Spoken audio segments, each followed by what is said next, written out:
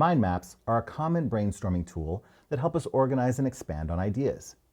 They can be used for a wide variety of projects, like these. The list goes on and on.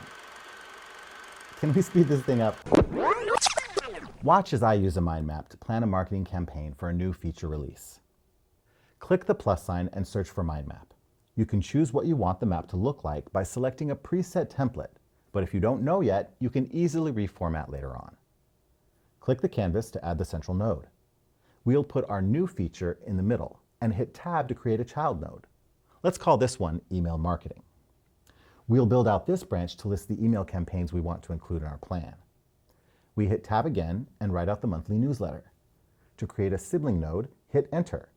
We'll name this one Feature Announcement. We'll add another node to represent our social media marketing tactics. Let's take this free-flowing idea generation to the next level and get some teammates in here.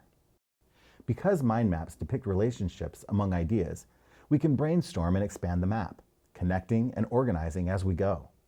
If we get stuck, we can ask Miro AI to help us expand on our ideas.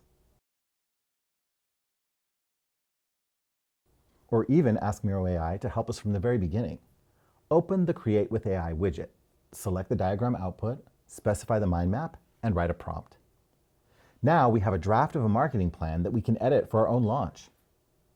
We can drag and drop branches to reorganize and delete branches that aren't relevant to us.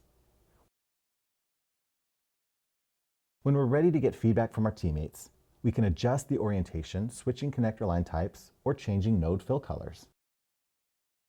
We can even collapse and expand branches to focus on the right level of detail while sharing with stakeholders for buy-in. With mind maps, we can quickly brainstorm and organize our ideas, turning chaos into visual clarity.